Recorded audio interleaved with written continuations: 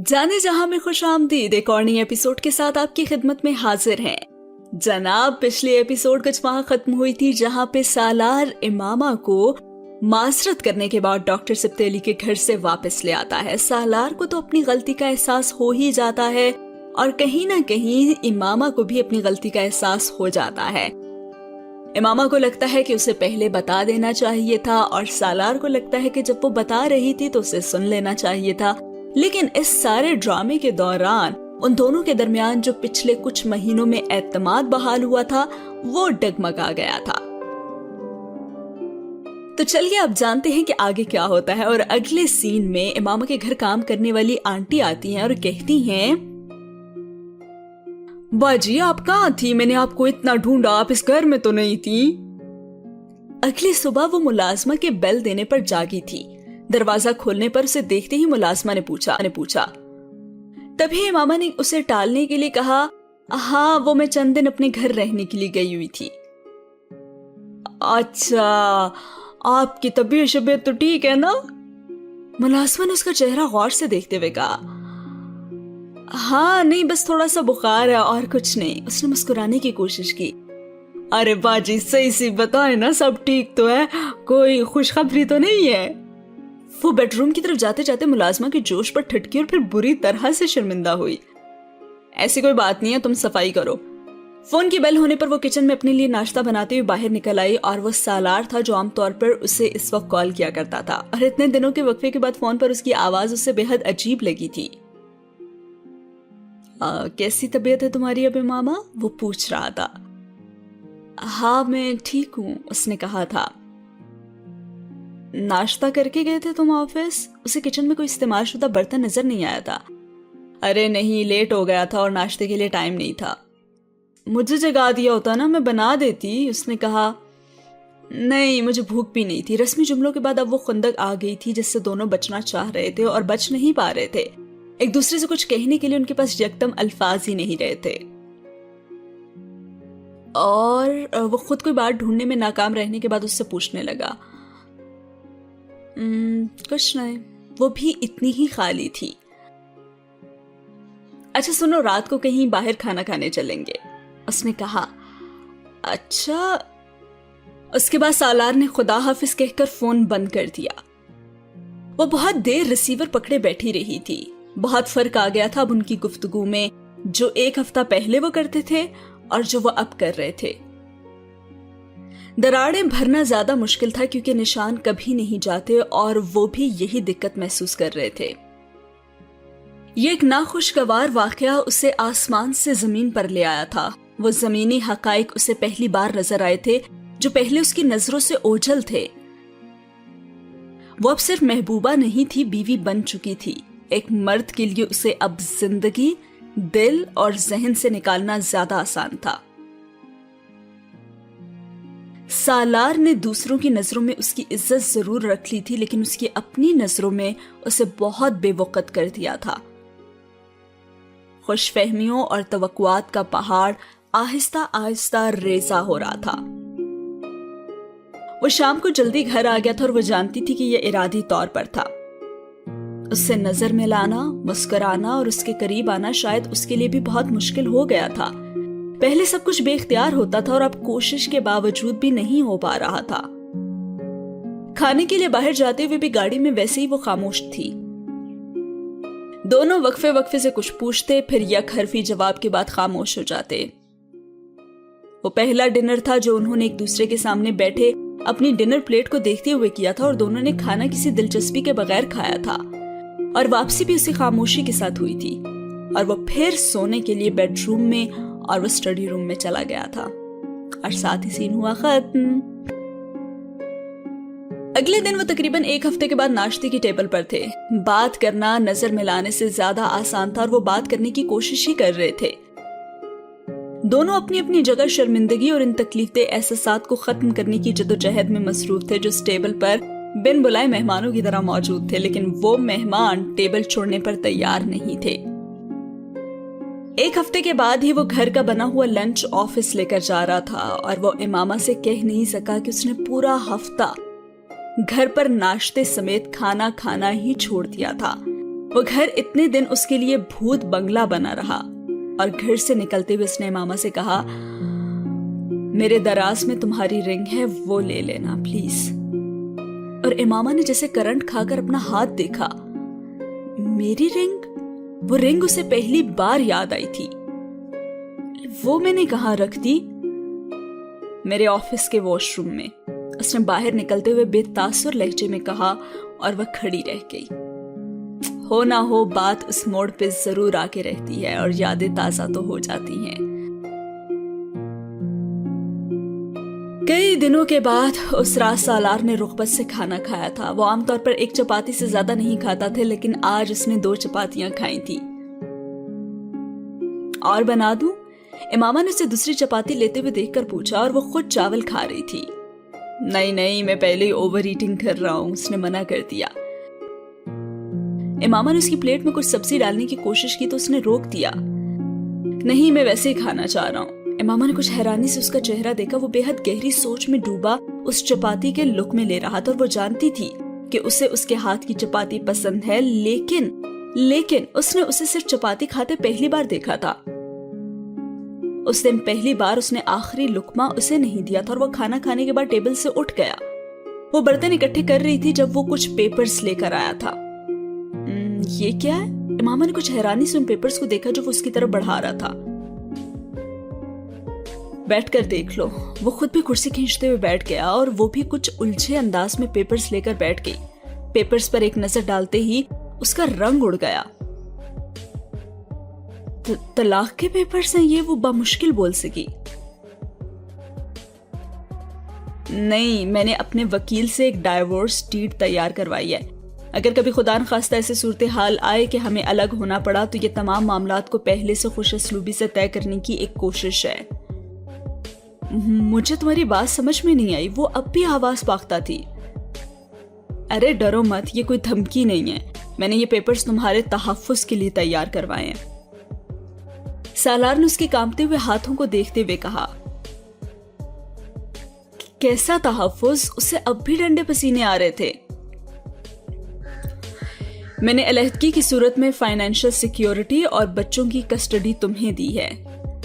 لیکن سالار میں تو طلاق مانگ ہی نہیں رہی۔ اس کی ساری گفتگو اس کے سر کے اوپر سے گزر رہی تھی۔ ارے میں بھی تمہیں طلاق نہیں دے رہا، صرف قانونی طور پر خود کو پابند کر رہا ہوں کہ میں علیحدگی کے کیس کو کورٹ میں نہیں لے جاؤں گا۔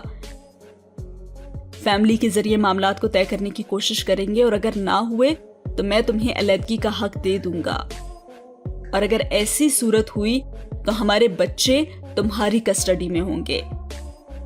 ایک گھر اور کچھ رقم بھی میں تمہیں دے دوں گا، اور جو بھی چیزیں سارے عرصے میں حق مہر، تحائف، جیولری یا روپے اور پراپرٹی کی صورت میں تمہیں دوں گا، وہ سب خلا یا طلاق دونوں صورتوں میں تمہاری ہی ملکیت ہوگی، اور میں ان کا دعویٰ نہیں کروں گا۔ لیکن سالار، یہ سب تم کر ہی کیوں رہے ہو؟ اس نے بے حد خائف انداز میں اس کی بات کاٹی۔ بس یار، میں اپنے آپ سے ڈر گیا ہوں امامہ۔ وہ بے حد سنجیدہ تھا۔ میں کبھی سوچ بھی نہیں سکتا تھا کہ مجھے تم پر اتنا غصہ بھی آ سکتا ہے۔ میں نے تمہیں گھر سے نہیں نکالا، لیکن میں نے اس رات یہ پرواہ نہیں کی کہ تم گھر سے جا رہی ہو تو کیوں جا رہی ہو اور کہاں جا رہی ہو۔ میں اتنا مشتعل تھا کہ مجھے کوئی پرواہ ہی نہیں تھی کہ تم باحفاظت کہیں پہنچی بھی ہو یا نہیں۔ وہ بے حد صاف گوئی سے کہہ رہا تھا۔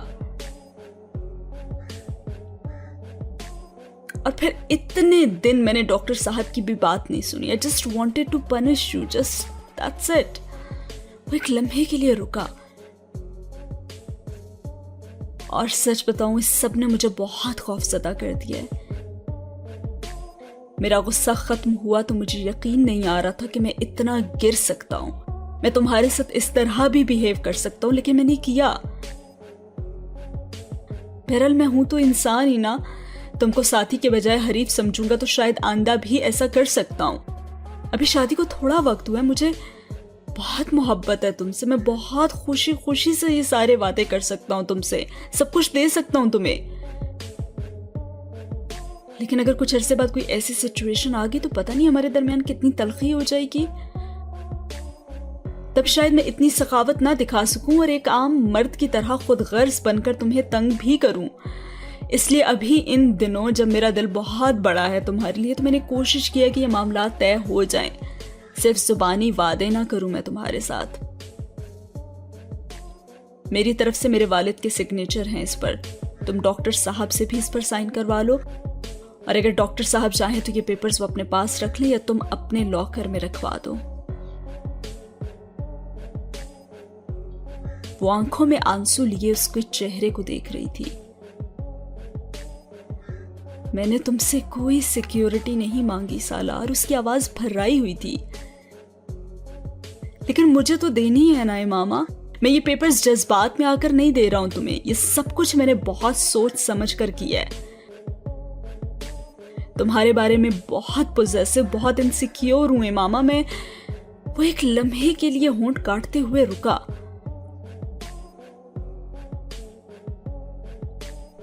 और अगर कभी ऐसा हुआ कि तुम मुझे छोड़ना चाहो तो मैं तुम्हें कितना तंग कर सकता हूं तुम्हें अंदाजा भी नहीं है।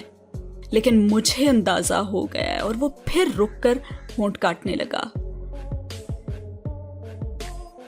तुम मेरा वाहिद ऐसा अहसासा हो मामा जिसे मैं पास रखने के लिए कुछ भी कर सकता हूं, और ये एहसास बहुत खौफनाक है मेरे लिए।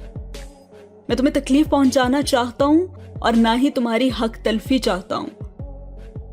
हम जब तक साथ रहेंगे बहुत अच्छे तरीके से रहेंगे, और अगर कभी तुम अलग होना चाहो तो मैं चाहता हूं कि हम एक दूसरे को तकलीफ दिए बगैर अलग हो जाएं। उसका हाथ थपकते हुए उठकर चला गया और वो पेपर्स हाथ में लिए बैठी रह गई, और साथ ही ये सीन हुआ खत्म। अगले सीन में इमामा सालार से कह रही होती है कि पौधों को पानी कब से नहीं दिया तुमने। अगली सुबह उसने नाश्ते की टेबल पर सालार से पूछा था। पौधों को? वो चौंका। पता नहीं, शायद काफी दिन हो गए होंगे। वो बुड़बुड़ाया था। सारे पौधे सूख रहे थे। उसका चेहरा देखते हुए हैरान हुई थी, और वो जिम से आने के बाद रोज सुबह पौधों को पानी दिया करता था। इससे पहले कभी इमामा ने उसे अपनी रूटीन भूलते नहीं देखा था, और वो स्लाइस खाते हुए एकदम उठकर टेरेस का दरवाजा खोलकर बाहर निकल आया, और चंद मिनटों के बाद वो कुछ परेशान सा वापस आया। सही कह रही हूँ, मुझे तो बिल्कुल ख्याल नहीं आया। इस सुबह वो पौधों को पानी देकर आई थी। तुम्हारी गाड़ी फिलहाल मैं इस्तेमाल कर रहा हूँ, 2-4 दिन में मेरी गाड़ी भी आ जाएगी तो तुम्हारी छोड़ दूंगा। उसने दोबारा बैठते हुए मामा से कहा। तुम्हारी गाड़ी कहाँ है? वर्कशॉप में लग गई थी, उसने आम से लहजे में से कहा, और वो चौंक गई। कैसे लग गई? पता नहीं कैसे लग गई, मैंने किसी गाड़ी के पीछे मार दी थी। वो कुछ माजरत खाना अंदाज में से बता रहा था, और उसका चेहरा देखती हुई स्लाइस पर मक्खन लगा रहा था। वो एक्सपर्ट ड्राइवर था, और यह नामुमकिन था कि वह किसी गाड़ी को पीछे से टक्कर मार दे। हाँ भाई, घर में आने वाली दरारें मर्द और औरत पर मुख्तलिफ तरीके से असर तो रखती हैं। औरत की परेशानी आंसू बहाने, खाना छोड़ देने और बीमार होने तक होती है, लेकिन मर्द इनमें से कुछ भी नहीं करता। उसका हर रद्द अमल उसके आसपास की दुनिया पर असरअंदाज होता है, मगर वो एक रिश्ता दोनों के वजूद पर अपना अक्स छोड़ता है। मजबूत हो तब भी, कमजोर हो तब भी, टूट रहा हो तब भी, दोनों अपनी मर्जी से उस रिश्ते से निकलना चाह रहे हों तब भी। और ये सब सोचते हुए इमामा ने उसके चेहरे से नजरें हटा ली। इस रात वो डॉक्टर साहब के घर इस वाक़े के बाद पहली बार उनके लेक्चर के लिए गया था। इमामा हमेशा की तरह आज भी उसके साथ थी, और वो आमतौर पर लेक्चर वाले दिन वहां आते हुए इमामा को साथ ले आया करता था, या फिर सईदा अम्मा की तरफ छोड़ देता था, जिनका घर वहां से तकरीबन 10 मिनट के फासले पर था। जितनी देर वो लेक्चर सुनता, इमामा सईदा अम्मा या आंटी के पास बैठी रहती, फिर वो वहां से खाना खाकर आ जाते थे। डॉक्टर साहब ने आज भी सालार का इस्तकबाल किसी गर्म जोशी के बगैर सिर्फ हाथ मिलाकर किया था, और लेक्चर के बाद डिनर पर भी उन्होंने सालार के लिए वो पुरानी तवज्जो नहीं दिखाई।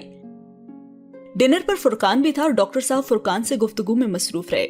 सालार से होने वाली थोड़ी सी बातचीत आंटी ने की थी। सालार से ज्यादा उस रात इस रवैये को इमामा ने महसूस किया था, और उसने डॉक्टर सिब्ते अली की किसी के लिए ऐसी खफगी पहली बार देखी थी। वो खफगी उसकी वजह से थी और उसके लिए थी। इसके बावजूद इमामा को उनका रवैया या सालार को नजरअंदाज करना बुरी तरह से चुभा था, और वो वापस आते हुए परेशान भी थी। तभी वो गई उनके पास और कहने लगी, ابو آپ سالار سے اچھی طرح بات کیوں نہیں کرتے؟ امامہ اگلے دن ڈاکٹر سبتے کے آفس سے آنے کے بعد ان کے گھر آئی تھی۔ کیسے بات کرنی چاہیے؟ وہ بے حد سنجیدہ تھے، ایسے ہی جیسے آپ پہلے کرتے تھے۔ تو پہلے سالار نے یہ سب کچھ نہیں کیا تھا، اس کے بارے میں مجھے بڑی خوشگمانیاں تھیں۔ وہ مدھم انداز میں بولے، ابو وہ برا نہیں ہے، وہ بہت اچھا ہے، میری غلطی تھی ورنہ شاید بات اتنی نہ بڑھتی۔ وہ بہت عزت کرتا ہے، میری بہت خیال رکھتا ہے، لیکن اب یہ سب ہونے کے بعد وہ بہت پریشان ہے۔ وہ سر جھکائے وضاحتیں دے رہی تھی۔ آپ جب اسے اس طرح اگنور کرتے ہیں تو مجھے بہت برا لگتا ہے، وہ یہ سلوک ڈیزرو نہیں کرتا۔ فرقان بھائی کے سامنے کتنی بے عزتی محسوس ہوتی ہوگی اسے۔ وہ بے حد رنجیدہ تھی اور ڈاکٹر سبتیلی بے ساختہ ہنس پڑے۔ امامہ نے نظریں اٹھا کر دیکھا۔ بیٹا میں جانتا ہوں سالار برا آدمی نہیں ہے، وہ پریشان اور نادم بھی ہے، میں یہ بھی جانتا ہوں کہ قصور اس کا زیادہ نہیں ہے اور میرا اس کے ساتھ رویہ آپ کو برا بھی لگتا ہوگا۔ وہ حیرانی سے ڈاکٹر سبتیلی کا چہرہ دیکھنے لگی۔ بیٹا میں آپ کو اسی بات کا احساس دلانا چاہتا تھا، مرد جب غصے میں گھر چھوڑ کر جاتا ہے تو وہ جیسے جاتا ہے ویسے ہی آ جاتا ہے۔ اس کے گھر سے جانے پر اس کی اپنی عزت پر حرف آتا ہے اور نہ ہی اس کی بیوی کی عزت پر حرف آتا ہے، لیکن عورت جب غصے میں گھر سے نکلتی ہے تو اپنی اور مرد دونوں کی عزت لے کر باہر آتی ہے۔ وہ واپس آ جائے تب بھی مرد کی اور عورت دونوں کی عزت کم ہو جاتی ہے۔ جھگڑا ہوا تھا تو کوئی بات نہیں، اس نے غصے میں برا بھلا کہا، جانے کا کہہ دیا، اب گھر کے کسی دوسرے کمرے میں چلی جاتی۔ وہ ہاتھ پکڑ کر تو نہیں نکال رہا تھا نا؟ صبح ہوتی اس کا غصہ ٹھنڈا ہو جاتا، ایک آدھ دن میں بات بھی شاید ختم ہو جاتی، اتنا بڑا مسئلہ تو نہ بنتا نا۔ وہ رسانیت سے اسے سمجھا رہے تھے، دیکھو بیٹا، مرد کے دل میں اس عورت کی عزت کبھی نہیں ہوتی جیسے چھوٹی چھوٹی باتوں پر گھر کی دہلیز پار کرنے کی عادت ہو، اور یہ دوسری بار ہوا ہے۔ اس نے چونک کر ڈاکٹر صاحب کو دیکھا، وہ مسکرا رہے تھے۔ یاد ہے نا شادی کے دوسرے دن بھی آپ ناراض ہو کر سعیدہ اماں کے پاس رہ گئی تھیں؟ امامہ نے نادم ہو کر سر جھکا لی، اسے واقعی یاد نہیں تھا۔ بیٹا مرد کے ساتھ انا کا مقابلہ کرنے والی عورت بے وقوف ہوتی ہے، وہ اسے اپنا دشمن بنا لیتی ہے۔ اکھڑ پن اور ضد کر کے مرد سے بات تو منوائی جا سکتی ہے، اس کے دل میں اپنی محبت اور عزت نہیں بڑھائی جا سکتی۔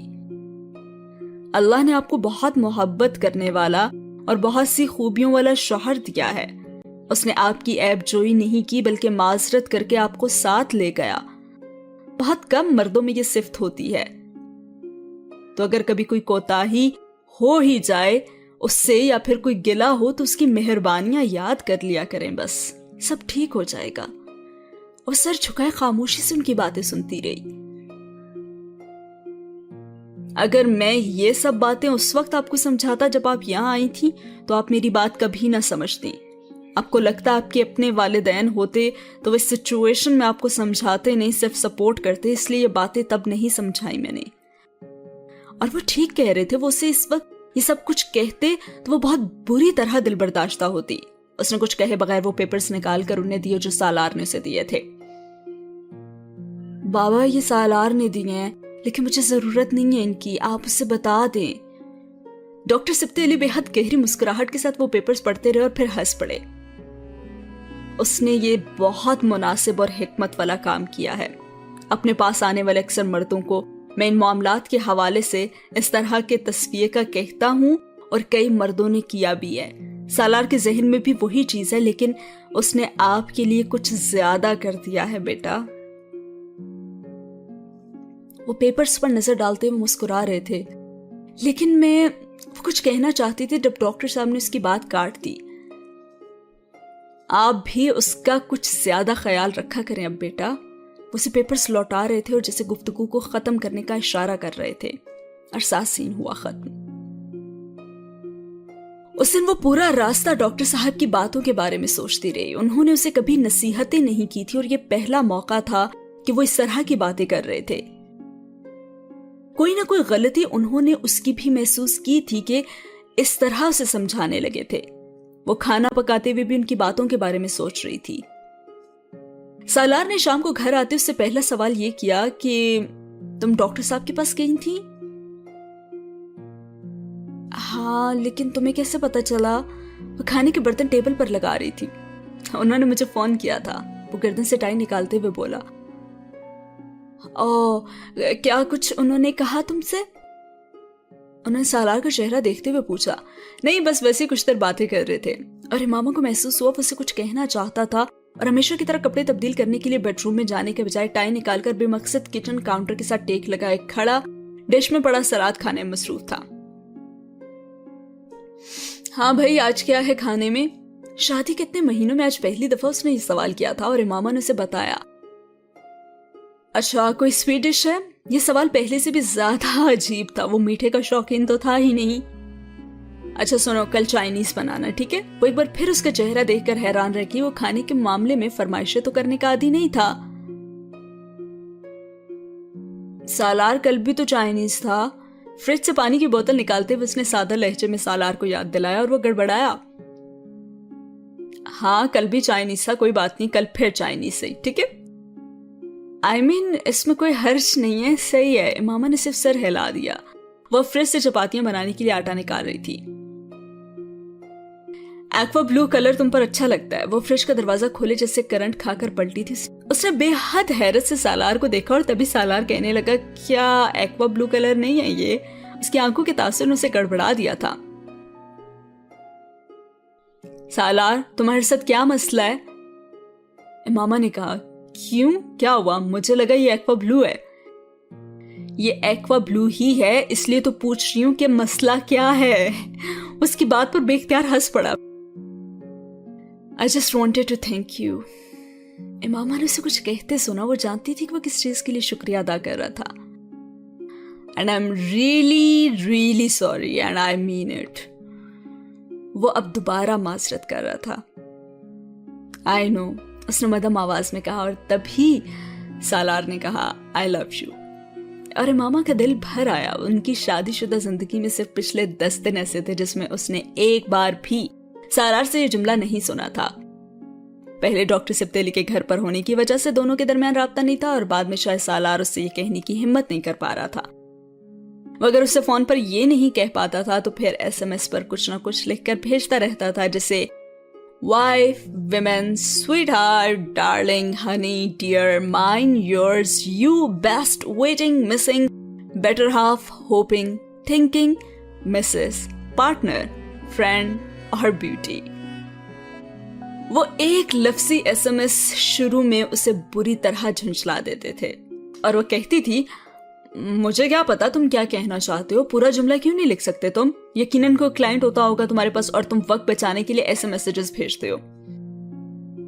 अच्छा, अगर क्लाइंट के सामने बैठकर मिसिंग लिख सकता हूं तो मिसिंग यू भी लिख सकता हूं, उसने कहा था। तो फिर लिखते क्यों नहीं हो?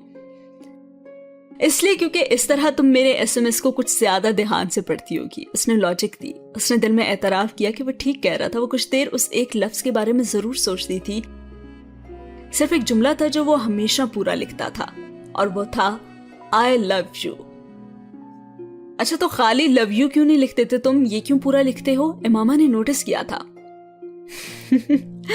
बताऊंगा तुम्हें कभी। सालार ने उसे टाला था और उसे बता नहीं सका कि वो लव के लफ्ज पर खाइफ था। उसके जहन में अगर इमामा उभरती थी तो इमामा के जहन में कौन उभरता होगा? और अब वो वन वर्ड रिडल्स गायब हो गई थी तो उसे उनकी कदरों कीमत का एहसास हुआ था। लाशऊरी तौर पर वो उससे उस सताइश और इजहार मोहब्बत की तवक्को रखने लगी थी और जब वो सब कुछ गायब हुआ तो वो फनी और सिली बातें उसके लिए बहुत संजीदा इशू हो गई थी। अच्छा, ये बताओ तुम्हें कैसे पता चला कि ये एक्वा ब्लू है? अपनी आंखों को साफ करते हुए मामा ने बात बदलने की कोशिश की। तुम हमेशा अजीब नाम लेती हो कलर्स के। एक्वा ब्लू वाहिद अजीब नाम था जो मुझे ब्लू कलर के लिए इस वक्त याद आया, उसने सादा लहजे में कहा और वो खिलखिलाकर हंस पड़ी। वो कलर ब्लाइंड था, उसे अब अंदाजा हो चुका था। वेरी स्मार्ट, उसने जैसे से दाद दी। You think so? वो हंसा। Yes I do. Okay, thank you then. वो कहता हुआ किचन से निकल गया और किचन के वस्त में खड़ी वो उसे जाते हुए देखती रही। वो दुनिया का सबसे अजीब रिश्ता था। दूर हूं तो दीवारों का जंगल उगाए, पास हूं तो कागज जैसी दीवार भी न रह पाए, नाराज हूं तो गिलों के लिए समंदर भी कम पड़ जाए, और मोहब्बत हो तो गिला नाम की चीज सहरा में पानी बन जाए, गुस्सा हो तो एक दूसरे की शक्ल देखना भी गवारा ना हो, और गुस्सा खत्म हो तो एक दूसरे के बगैर करार मुश्किल हो जाए। वो भी शौहर और बीवी के रिश्ते में मुंसलिक हो जाने के बाद इस ताल्लुक के सारे नशीब फराज से गुजर रहे थे, और पिछले 10 दिन उसकी जिंदगी का पहला नशीब थे, और सीन हुआ खत्म।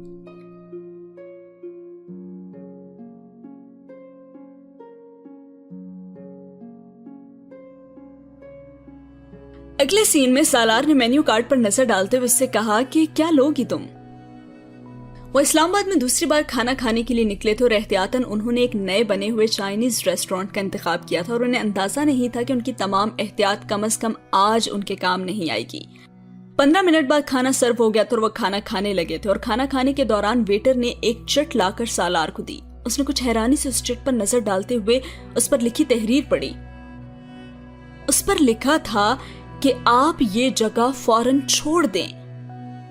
सालार ने कुछ हैरानी से सर उठाकर वेटर को देखा, उसे कुछ समझ में नहीं आया, ये क्या है। उसने वेटर से पूछा, और इससे पहले कि वो जवाब देता एक करंट जैसे उसे छूकर गुजर गया था, और वो जान गया था कि वो क्या है। बेहद बरक रफ्तारी से चंद करेंसी नोट वॉलेट से निकालकर टेबल पर रखते हुए उसने वेटर को बिल क्लियर करने का कहा। इमामा हैरानी से उसकी शक्ल देखने लगी। इमामा खाना छोड़ो, हमें जाना है, उसने खड़े होते हुए कहा। लेकिन क्यों? वो कुछ समझ ना पाई थी, क्योंकि उन्हें खाना शुरू किया भी चंद मिनट ही हुए थे। इमामा मैं तुम्हें बाहर जाकर बताता हूँ, बैग लो अपना और चलो। वो कुर्सी धकेलता हुआ पलटा और फिर साकित हो गया। शायद उन्हें निकलने में देर हो चुकी थी। उसने कुछ फासले पर हाशिम मुबीन के साथ वसीम और इमामा के बड़े भाई को देखा था, और वो उन्हीं की तरफ आ रहे थे। वो बरक रफ्तारी से इमामा की कुर्सी की तरफ आया। इमामा टेबल के नीचे अपने कदमों के करीब रखा वो अपना बैग उठा रही थी। उसने अभी उन्हें आते नहीं देखा था, और सालार के अपने करीब आने पर बैग उठाते वो उठ खड़ी हुई थी, और खड़ा होने पर उसने भी अपनी फैमिली के अफराद को अपनी तरफ आते देख लिया था। एक लम्हे में उसका खून खुश्क हो गया। सालार ने कुछ कहने के बजाय उसे अपनी ओट में किया था। उनकी टेबल खिड़की के पास थी, और इमामा के अकब में अब खिड़कियां थीं। सामने से हटो। तभी हाशिम मुबीन ने पास आते बुलंद आवाज में उससे कहा था, सामने से हटो। आसपास टेबल्स पर बैठे लोग यकदम उनकी तरफ मतवज्जा हुए, न सिर्फ कस्टमर्स बल्कि दूसरी टेबल पर सर्व करने वाले वेटर्स भी। आखिरी चीज जो सालार वहां तवक्को कर सकता था वो एक पब्लिक प्लेस पर ऐसा ही सीन था। देखिए अंकल, आप हमारे साथ घर चलें, वहां बैठकर बात कर लेते हैं। सालार ने बेहद तहम्मुल के साथ हाशिम से कहा था, और उसने जवाबन एक गाली देते हुए उसे गिरबान से पकड़ा और खींचकर एक तरफ हटाने की कोशिश करते हुए वसीम और अजीम से इमामा को वहां से ले जाने के लिए कहा। हाशिम के बरक्स वसीम और अजीम दोनों कुछ मुतामिल थे। वो जानते थे कि इस तरह जबरदस्ती इस रेस्टोरेंट से किसी को हॉल से बाहर नहीं ले जा सकते, क्योंकि सिक्योरिटी का सामना किए बगैर इमामा को बाहिफाजत वहां से ले जाना मुश्किल था। वो सालार के अकब में उसकी शर्ट पकड़े थर थर कांपती हुई तकरीबन उससे चिपकी हुई थी। जब हाशिम ने सालार का गिरेबान पकड़े हुए उसे खींचा था, सालार ने अपना दिफा करते हुए अपने गिरेबान छुड़ाते हुए हाशिम मुबीन को जरा सा पीछे धकेला, और उनके लिए यह धक्का काफी साबित हुआ। वो पैर फिसलने पर बेइख्तियार नीचे गिरे, और रिसेप्शन तब तक बाहर मौजूद सिक्योरिटी को इन्फॉर्म कर चुका था, और हॉल में दूसरी मेजों पर बैठे हुए लोग कुछ परेशान हो चुके थे। जबकि मेजों पर सर्व करते हुए वेटर बेहद बर्क रफ्तारी से उनकी तरफ बढ़ने लगे। उस धक्के ने अजीम को भी यकदम मुश्तल कर दिया, और वो भी बुलंद आवाज में से गालियां देते हुए जोश में आ गया, और बेहद गैर मुतवक्का अंदाज में उसने सालार के जबड़े पर घूंसा दे मारा। चंद लम्हों के लिए सालार की आंखों के सामने वाकई अंधेरा छा गया था। उस घूंसे के लिए तैयार नहीं था। वो जरा से एक तरफ झुका और अजीम उसके पीछे खड़ी इमामा तक जा पहुंचा। उसने कांपते हुए सालार के पीछे छुपने की कोशिश की, लेकिन अजीम ने उसे बाजू से पकड़कर घसीटते हुए न सिर्फ सालार से अलग करने की कोशिश की, बल्कि उसके चेहरे पर एक जोरदार थप्पड़ भी रसीद किया। सालार तब तक संभल कर सीधा होते हुए उसे छुड़ाने के लिए पलटा था जब उसके बाएं कंधे की पुश्त पर दर्द की तेज लहर उठी। उसने होंठ भींचकर अपनी चीख रोकी। वो हाशिम मुबीन थे जिन्होंने टेबल पर पड़ा चाकू اس کی پشت میں مارنے کی کوشش کی تھی، لیکن آخری لمحے میں ہلنے کی وجہ سے وہ اس کے بائیں کندھے میں جا لگا تھا۔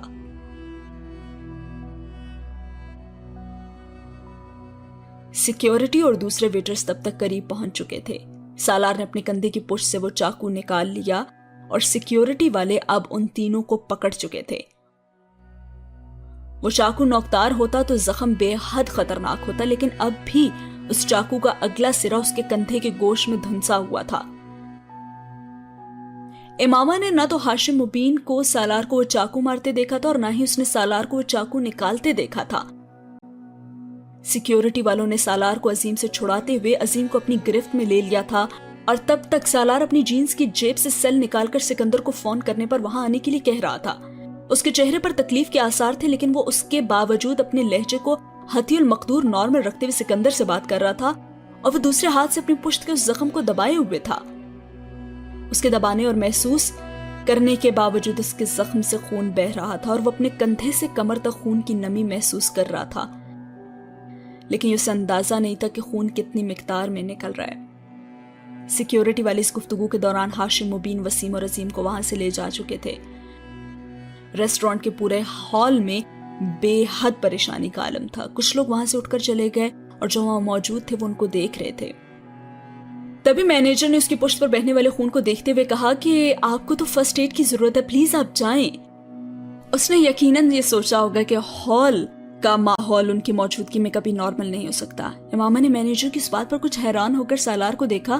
وہ فون پر بات ختم کر رہا تھا اور امامہ نے اس کے ہاتھ کو پہلی بار نوٹس کیا جو وہ کندھے کے اوپر سے پیچھے کیے ہوا تھا۔ کیا ہوا سالار؟ امامہ نے قدرے پریشانی سے پوچھا۔ کچھ نہیں، سالار نے اپنا بازو سیدھا کیا اور امامہ نے اس کی خون آلود انگلیاں دیکھی۔ اس نے سمجھا کہ شاید اس کا ہاتھ زخمی تھا۔ ارے یہاں کیا ہوا؟ اس نے کچھ حواس باختہ ہو کر پوچھا، اور اس نے جواب دینے کے بجائے ایک قریبی ٹیبل سے نیپکن اٹھا کر اپنا ہاتھ صاف کرتے ہوئے امامہ کو چلنے کا اشارہ کیا۔ مینیجر اور سیکیورٹی کے چند لوگوں کے ساتھ چلتے ہوئے مینیجر کے کمرے میں آ گئے، اور وہ پولیس کو کال کر چکا تھا، اور اب وہ پولیس کے آنے تک انہیں وہیں روکنا چاہتا تھا، لیکن سالار زخمی تھا اور اسے فرسٹ ایڈ دینا ضروری تھی۔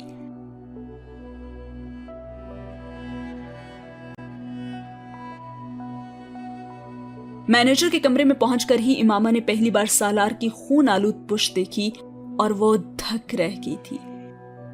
ایک قریبی کلینک سے پہنچنے والی ایمبولینس کے آنے تک انہوں نے اس کی شرٹ اتار کر اس کا خون روکنے کی کوشش کی، مگر زخم گہرا تھا اور ٹانکوں کے بغیر ٹھیک ہونا مشکل تھا۔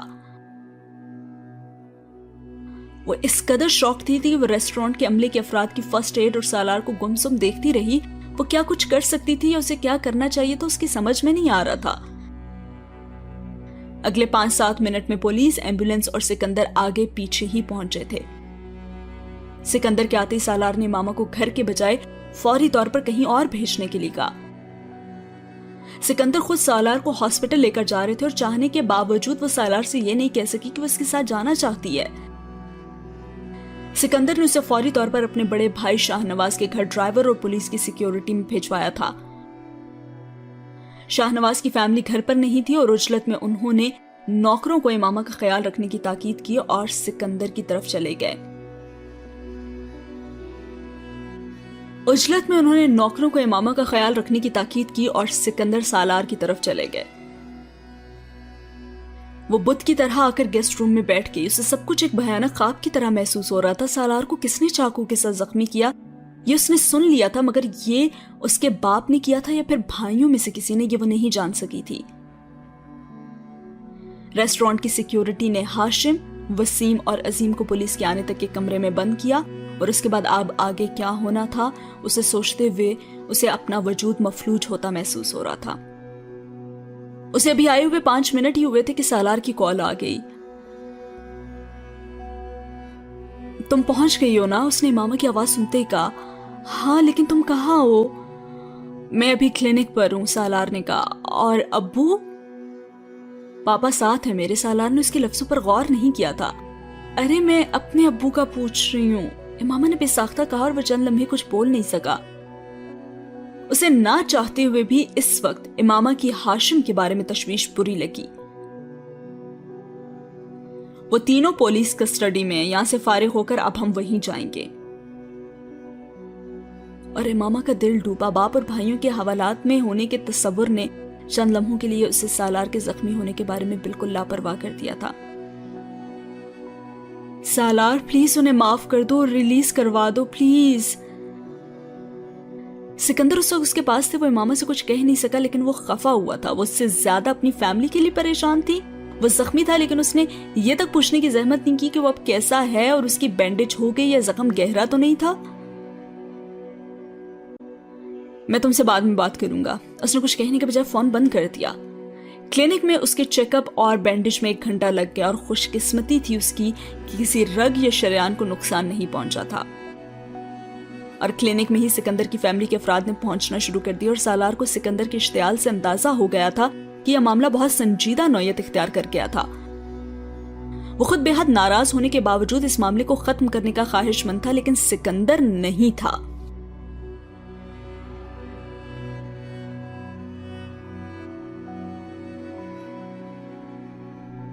शाहनवाज की बीवियों और बहुओं ने अगरचे इमामा से इस इशू पर ज्यादा बात तो नहीं की थी, लेकिन वो लाउंज में तैयबा और उन लोगों की बुलंद आवाज में होने वाली बातें सुनती रहीं।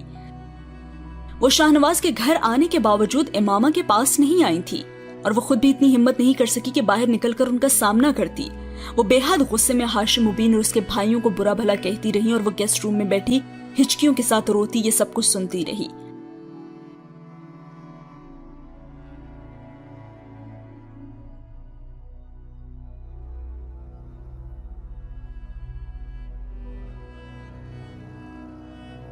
ये तैयबा के कड़वे कुसीले जुमले या खानदान के सामने होने वाली सिपकी नहीं थी। ये एहसास था कि हाशिम और उसके भाई इस वक्त हवालात में बंद थे और ना जाने उनके साथ वहां क्या सलूक हो रहा होगा। कोई इतना भी सेल्फिश हो सकता है क्या जितनी इस वक्त इमामा थी। वो जानती थी कि उसकी फैमिली बेहद बार रसूख थी और हवालात में कोई उनके साथ आम मुजरिम की तरह रवैया नहीं रख सकता, मगर वो जानती थी उसकी फैमिली का हवालात में रहना बेहद बेइज्जती का बाइस है। उसने दोबारा सालार से राब्ता करने की कोशिश की थी। उसने पहली बार उसकी कॉल नहीं ली और दूसरी बार उसका सेल बंद था। वो अंदाजा लगा सकती थी कि उसने उसकी कॉल से बचने के लिए फोन बंद किया होगा। ये दूसरी बार हुआ था कि उसने अपना सेल फोन उसकी वजह से ऑफ किया होगा।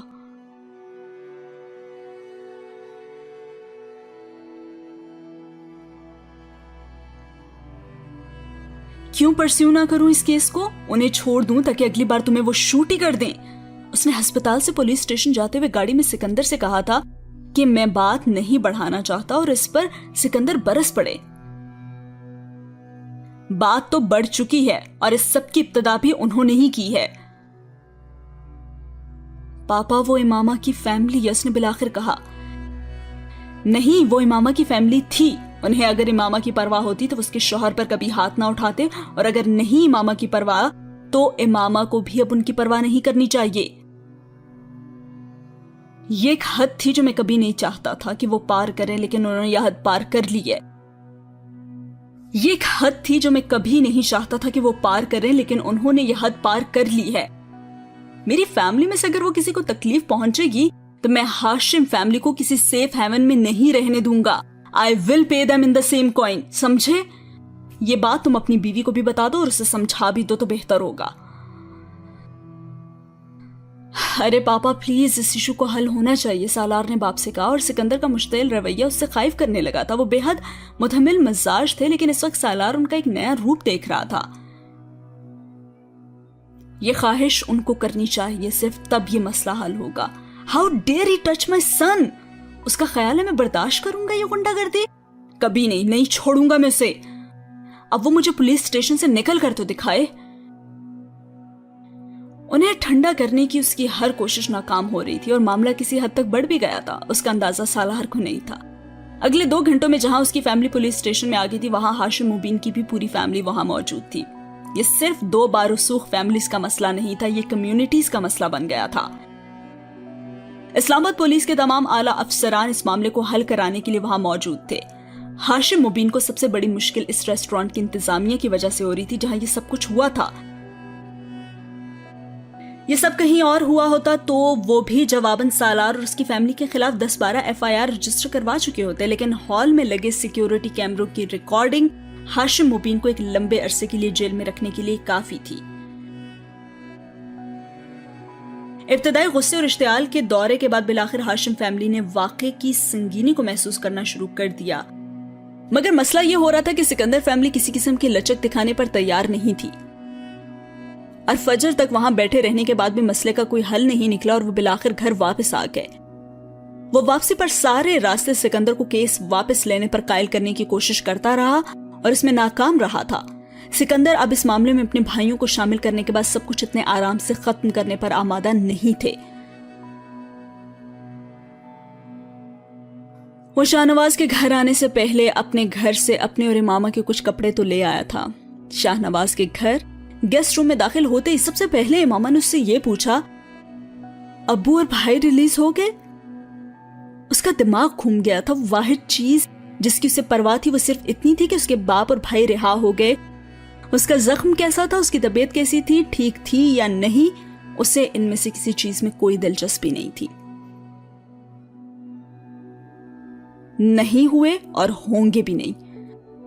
وہ بے حد خفگی سے کہتے ہوئے کپڑے تبدیل کرنے کے لیے واش روم میں آ گیا تھا۔ پین کلرز لینے کے باوجود اس وقت تک جاگتے رہنے کی وجہ سے اس کی حالت واقعی خراب تھی اور رہی صحیح کسر امامہ کی عدم توجہی نے پوری کر دی تھی۔ تو کیا وہ پولیس اسٹیشن میں ہے؟ اس کے واش روم سے نکلتے ہی اس نے سرخ سوجی ہوئی آنکھوں کے ساتھ اس سے پوچھا تھا، اور وہ جواب دیے بغیر بیڈ پر کروٹ کے بل لیٹا اور آنکھیں بند کر لیے۔ وہ اٹھ کر اس کے پاس آ کر بیٹھ گئی۔ دیکھو سالار، کیس واپس لے لو، انہیں معاف کر دو۔ اس کے بازو پر ہاتھ رکھتے ہوئے اس نے ملتجانہ انداز میں کہا، اور سالار نے آنکھیں کھول دی۔ امامہ، میں اس وقت سونا چاہتا ہوں، تم سے بات نہیں کرنا چاہتا، پلیز۔ میرے ابو کی کتنی عزت ہے شہر میں، وہ وہاں کیسے ہوں گے اور کیسے برداشت کر رہے ہوں گے یہ سب کچھ؟ وہ رونے لگی تھی۔ اچھا، تو عزت تمہارے ابو کی صرف ہے، میری، میرے باپ، میری فیملی کی کوئی عزت نہیں ہے کیا؟ وہ بے ساختہ کہہ گیا تھا اور سر جھکائے ہونٹ کاٹتے ہوئے روتی رہی۔ یہ سب میرا قصور ہے، میری وجہ سے ہوا ہے یہ سب کچھ، مجھے تم سے شادی ہی نہیں کرنی چاہیے تھی۔ واہ امامہ، تمہارے پاس تو ہر چیز کی وجہ صرف شادی ہے۔ تم مجھ سے شادی کر کے جہنم میں آ گئی ہو نا، تو شادی نہ ہوئی ہوتی تو کیا جنت میں ہوتی تم؟ ہاں؟ وہ بری طرح برہم ہوا تھا۔ میں تمہیں تو الزام نہیں دے رہی، میں تو، اس نے خائف ہوتے ہوئے کچھ کہنا چاہا ہی تھا کہ Imama please show me some loyalty, please. ویسی وفاداری جیسے تم اپنے باپ اور بھائیوں کے لیے دکھا رہی ہو ویسی میرے لیے بھی مجھے چاہیے۔ اور وہ بول نہیں سکی تھی۔ اس نے جیسے اسے جوتا کھینچ مارا تھا، اس کا چہرہ سرخ ہو گیا تھا۔ اسے اندازہ نہیں ہوا تھا کہ وہ اسے کبھی اتنا ہرٹ کرنے والی بات کہہ سکتا تھا، لیکن وہ اسے کہہ رہا تھا۔ وہ ایک لفظ کہے بغیر اس کے بستر سے اٹھ گئی۔ سالار نے اس کو روکنے کے بجائے آنکھیں بند کر لی تھی۔ دوبارہ اس کی آنکھ دوپہر 12:30 بجے کندھے میں ہونے والی تکلیف کی وجہ سے کھلی تھی۔ اسے ٹیمپریچر بھی ہو رہا تھا اور کندھے کو حرکت دینا مشکل ہو رہا تھا، اور وہ بستر سے اٹھتے ہی اس کی نظر امامہ پر پڑی جو صوفے پر بیٹھی ہوئی تھی۔ وہ رکے بغیر اٹھ کر واش روم میں چلا گیا۔ نہا کر تیار ہونے کے بعد وہ باہر نکلا اور امامہ سے کوئی بات کیے بغیر وہ بیڈ روم سے چلا گیا۔ اسے اپنا آپ وہاں اجنبی لگنے لگا۔ وہ واحد شخص تھا جو اس کی سپورٹ تھا، اور وہ بھی اس سے دل برداشتہ ہو چکا تھا۔ میں کیس واپس لے رہا ہوں، لنچ ٹیبل پر بیٹھے اس نے اعلان کرنے والے انداز میں کہا، اور پورے ٹیبل پر ایک لمحے کے لیے خاموشی چھا گئی۔ وہاں سکندر کے ساتھ ساتھ شاہ نواز اور ان کی فیملی بھی تھے۔ میں نے اس پورے معاملے کے بارے میں سوچا ہے، اور طیبہ نے بے حد تلخی سے اس کی بات کاٹی۔ تم سوچنا کب کا چھوڑ چکے ہو، یہ تمہاری بیوی کی پڑھائی ہوئی پٹی ہوگی یقیناً۔ ممی، امامہ کو اس پوری ایکویشن میں سے نکال دیں آپ پلیز۔ اچھا، تو پھر تم اسے طلاق دے دو نا، یہ سارا معاملہ ہی ختم ہو جائے۔ وہ ماں کا چہرہ دیکھتا رہا اور پھر اس نے ہاتھ میں پکڑا کانٹا رکھ دیا۔ یہ میں نہیں کر سکتا اور یہ میں کبھی نہیں کروں گا۔ تو پھر ہم بھی وہ نہیں کریں گے جو تم چاہتے ہو۔ امامہ کا باپ اور بھائی جیل میں ہی رہیں گے۔ طیبہ نے بھی اسی انداز میں کہا، تمہیں کچھ اندازہ ہے کہ یہ سارا معاملہ کتنا بڑھ چکا ہے؟ کیس واپس لینے کا مطلب ان کو شے دینا ہے، تم پوری فیملی کو خطرے میں ڈال رہے ہو۔ شاہ نواز نے مداخلت کی، انکل رسک تو کیس چلنے کی صورت میں بھی ہوگا، بلکہ زیادہ ہوگا، یہ کیس تو مسئلہ حل نہیں کرے گا نا۔ وہ جانتا تھا جو کچھ وہ کہہ رہا ہے اس سے پوری فیملی کی کتنی لعنت ملامت اسے ملنے والی تھی، وہ سب کچھ اس کے لیے غیر متوقع نہیں تھا۔ وہ امامہ کو خوش کر سکتا تھا یا پھر اپنی فیملی کو، اور اپنی فیملی کو نہ خوش کرنا اس کے لیے زیادہ بہتر تھا۔ وہ اندر کمرے میں بیٹھی باہر سے آنے والی آوازیں سن رہی تھی، لیکن اب وہ لوگ کیا کہہ رہے تھے وہ سمجھ نہیں پا رہی تھی۔ ملازم بالآخر اسے کھانے کے لیے پوچھنے آیا اور وہ شدید بھوک کے باوجود نہیں گئی۔ وہ لنچ ٹیبل پر بیٹھنے کی اس وقت اس میں ہمت نہیں تھی، اسے بھوک کا مرنا وہ لنچ ٹیبل پر بیٹھنے کی اس وقت اس میں ہمت نہیں تھی، اسے بھوکا مرنا زیادہ بہتر لگا۔ وہ رات کے 9 بجے تک اسی طرح کمرے میں بیٹھی رہی۔ سالار کا کوئی اتا پتہ نہیں تھا، کوئی کال، کوئی میسج نہیں تھا۔ وہ صوفے پر بیٹھی تھکن کے عالم میں کب سو گئی اسے اندازہ نہیں ہوا۔ رات گئے اس کی آنکھ سالار کے کندھا ہلانے پر کھلی تھی اور وہ ہڑبڑا گئی۔ اٹھ جاؤ، ہمیں جانا ہے۔ وہ کمرے سے اپنی چیزیں سمیٹ رہا تھا۔ وہ کچھ دیر بیٹھی اپنی آنکھیں رگڑتی رہی۔ کیس واپس لے لیا میں نے، تمہاری فیملی ریلیز ہو گئی ہے۔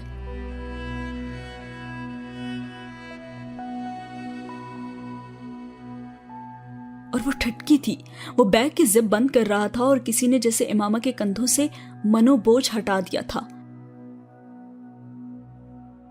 اس کے چہرے پر آنے والا اطمینان وہ بھی نوٹس کیے بغیر نہیں رہ سکا۔ اس کے پیچھے باہر لاؤنج میں آتے ہوئے اس نے ماحول میں موجود تناؤ اور کشیدگی محسوس کی تھی۔ شاہ نواز اور سکندر دونوں بے حد سنجیدہ تھے اور طیبہ کے ماتھے پر شکنیں تھی۔ وہ نروس ہوئی تھی۔ وہاں سے رخصت ہوتے ہوئے اس نے صرف اپنے لیے نہیں، شاہ نواز کے رویے میں سالار کے لیے بھی سرد مہری محسوس کی تھی۔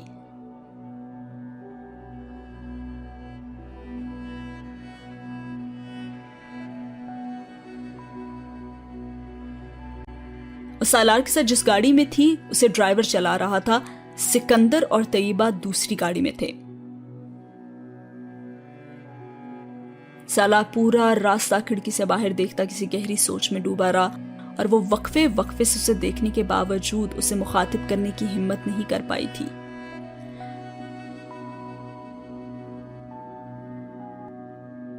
گھر پہنچنے کے بعد بھی سب کی خاموشی اور سرد مہری ویسی تھی۔ سالار، سکندر اور طیبہ کے ساتھ لاؤنج میں وہ بیٹھ گیا اور وہ کمرے میں چلی گئی۔ آدھے گھنٹے بعد ملازم نے اسے کھانے پر بلایا۔ آپ ایسا کریں، مجھے یہیں پر کھانا دے دیں۔ بھوک اس قدر شدید تھی کہ اس پر وہ کھانے سے انکار نہیں کر سکی، اور ملازم کی واپسی 2 منٹ بعد ہوئی۔ سالار صاحب کہہ رہے ہیں کہ آپ باہر سب کے ساتھ آ کر کھانا کھائیں۔ وہ کچھ دیر بیٹھی رہی، یہ بلا وجہ کچھ غیر متوقع تھا۔ ٹیبل پر سکندر، طیبہ اور گھر کے دوسرے افراد کے ساتھ بیٹھ کر کھانا کھانا اس وقت بہت مشکل تھا۔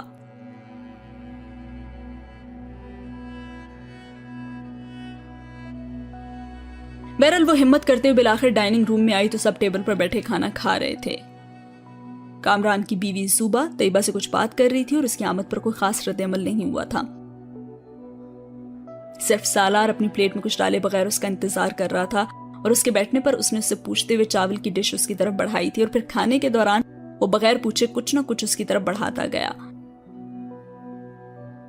وہ ٹیبل پر ہونے والی بات چیت خاموشی سے سنتی رہی اور شکر ادا کرتی رہی کہ اس سے متعلقہ نہیں تھی۔ اسے یہ اندازہ نہیں تھا کہ وہ ایشو اب اس لیے زیر بحث نہیں تھا کیونکہ وہ پہلے ہی اس حوالے سے ان سب کی لعنت و ملامت سمیٹ چکا تھا۔ ماحول آہستہ آہستہ نارمل ہو رہا تھا، اور طوفان گزرنے کے بعد اب اس کے اثرات بھی معدوم ہونے لگے تھے۔ وہ اندھیرے میں کچھ دیر بستر پر بیٹھی رہی، اور پھر جیسے اس نے مصالحت کی پہلی کوشش کی۔ سالار، آنکھیں بند کی، اس کی سمجھ میں نہیں آیا کہ اس کا جواب دے یا نہ دے۔ سالار، ہاں بولو، سن رہا ہوں، اس نے بالآخر کہا۔ یہ بتاؤ، زخم گہرا تو نہیں تھا تمہارا؟ नर्म आवाज से उसने पूछा। कौन सा वाला? ठंडे लहजे में किया हुआ सवाल उसे लाजवाब कर गया। तुम्हें दर्द तो नहीं हो रहा? उसके कंधे पर हाथ रखते हुए उसने सवाल बदला। अगर हो भी तो क्या फर्क पड़ता है, मेरा जख्म मेरा दर्द है। अब जवाब ने उसे लाजवाब कर दिया था। तो क्या बुखार हो रहा है तुम्हें? उसका हाथ पेशानी से हटाते हुए सालार ने उस हाथ से साइड टेबल लैंप ऑन किया। मामा, तुम वो क्यों नहीं पूछती जो पूछना चाहती हो तुम? उसकी आंखों में आंखें डाले उसने कहा था, और वो चंद लम्हे उसे कुछ बेबसी से देखती रही। फिर उसने जैसे हथियार डालते हुए कहा, अब्बू से क्या बात हुई तुम्हारी? वो बताऊं जो मैंने उनसे कहा या वो जो उन्होंने मुझसे कहा? अंदाज अब भी तीखा ही था। उन्होंने क्या कहा तुमसे? उसने जवाब में हाशिम मुबीन की गालियों को बेहद ब्लंट अंदाज में इंग्लिश में ट्रांसलेट किया था, और इमामा की आंखों में आंसू आ गए थे। मैं गालियों का नहीं पूछ रही, उन्होंने वैसे क्या कहा था तुमसे? उसने कुछ खफकी और सुर्ख चेहरे के साथ उसकी बात काट दी। ओह सॉरी, उनकी गुफ्तगू में 70% गालियां थी। अगर मैं बहुत मुख्तसर भी करूं तो कितना ऐड कर सकता हूं, खुद बताओ। बहरहाल बाकी बातों में उन्होंने मुझसे कहा था कि मैं सुअर हूं लेकिन कुत्ते जैसी मौत मरूंगा, और जो कुछ मैंने उनकी बेटी के साथ किया है वो मेरी बेटी और बहन के साथ हो, इसलिए वो खसूसी तौर पर दुआ या बद्दुआ फरमाएंगे। तुम्हारे लिए भी उनके कुछ पैगाम है, लेकिन वो इस काबिल नहीं है कि मैं तुम्हें बता दूं। अब ये थी उनकी गुफ्तगू। और कुछ सुनना चाहोगे तुम? वो नम आंखों के साथ गंग बैठी उसका चेहरा देख रही थी। वो अपसेट था, उसका अंदाजा लगाना आसान था, लेकिन वो कितना हर्ट हुआ था ये बताना मुश्किल था। उन्होंने तुमसे एक्सक्यूज नहीं किया? भर्राई हुई आवाज में उस वक्त उसने पूछा। की थी उन्होंने। उन्हें बड़ा अफसोस था कि उनके पास इस वक्त कोई पिस्टल क्यों नहीं था या कोई अच्छा वाला चाकू, क्योंकि वो मुझे सही सलामत देखकर बेहद नाखुश थे। उसका लहजा तंजिया था। ऐसा था तो फिर तुमने केस क्यों खत्म किया? तुम्हारे लिए किया, सिर्फ तुम्हारे लिए। सबसे लड़ा हूं मैं खानदान में, सिर्फ तुम्हारे लिए, सिर्फ तुम्हारी खुशी के लिए। और तुम्हें इतना भी फर्क नहीं पड़ा कि तुम मुझसे मेरी तकलीफ के बारे में पूछ सको। अभी भी तुम्हें अपनी सिर्फ फैमिली की परवाह है। उसने दो टोक अंदाज में कहा और सर झुकाकर रोने लगी।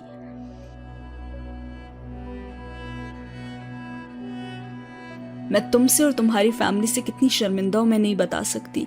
इससे तो अच्छा था कि वो मुझे ही मार देते। अल्लाह, इमामा मैंने तुमसे कोई शिकायत की है? मुझे कोई मसला नहीं है यार, मैं अब और क्या करूं तुम्हारे लिए? वो संजीदा था। देखो ना, तुम मुझसे ठीक से बात भी नहीं कर रहे, बल्कि कोई भी नहीं कर रहा। यार मुझे जख्म आया हुआ, मैं तकलीफ में, और कल रात से मैं ख्वार हो रहा हूं, परेशान था। मुझे तो तुम रहने दो, मुझे तुम इस हवाले से कोई शिकायत नहीं है, लेकिन जहां तक मेरी फैमिली का ताल्लुक है तो थोड़ा बहुत तो रिएक्ट करेंगे वो। But that's natural. देखो 2-4 हफ्ते गुजरेंगे, सब ठीक हो जाएंगे, उसने रसानिया से कहा। और इमामा ने भीगी हुई आंखों के साथ उसे देखा, उसे ही देख रहा था। मेरी कोई इज्जत नहीं करता। सालार ने उसकी बात काटी। ये तुम कैसे कह सकती हो? किसी ने तुमसे कुछ कहा? पापा ने, मम्मी ने, या किसी और ने? कहा तो नहीं है, लेकिन नजर तो आ रहा है ना। सालार ने फिर उसकी बात काटी। और कोई कुछ कहेगा भी नहीं तुमसे। जिस दिन कोई तुमसे कुछ कहे तुम तब कहना कि तुम्हारी कोई इज्जत नहीं है। मेरे होते हुए ऐसा कभी नहीं होगा। और वह जरूरत से ज्यादा संजीदा था। मैं तुम्हें कभी अपने बाप के घर में ना लेकर आता अगर मुझे ये खदशा होता कि यहां तुम्हें इज्जत नहीं मिलेगी। तुमसे शादी जैसे भी हुई हो तुम मेरी बीवी हो, और हमारे सर्कल में कोई ऐसा नहीं है जिसे ये पता नहीं है। और अब ये रोना धोना बंद कर दो प्लीज। उसने कदरे झड़कने वाले अंदाज में उससे कहा। 6:30 बजे की फ्लाइट है, सो जाओ अब। उसने आंखें बंद कर ली थी और उसका चेहरा देखने लगी। उसे बता नहीं सकती थी कि उसने 1.5 दिन में जान लिया था कि वो दुनिया में कितनी महफूज और कितनी गैर महफूज थी। اس کے پاؤں کے نیچے زمین اس کے وجود کی وجہ سے تھی، صرف سالار کی وجہ سے۔ اس کے سر پر سایہ دینے والا آسمان بھی صرف سالار کی وجہ سے تھا۔ اللہ نہ کرے اس کا نام اس کے نام سے ہٹ جاتا تو دنیا میں کوئی اور اس کے لیے کھڑا کبھی بھی نہیں ہونے والا تھا۔ وہ جتنا شکر ادا کرے کم تھا۔ زندگی میں اس سے کوئی رشتہ نہ ہونے کے باوجود وہ ہمیشہ اس کی مدد اور سہارے کے لیے محتاج رہی تھی، اور اس تعلق کے بعد یہ محتاجی بہت بڑھ گئی تھی۔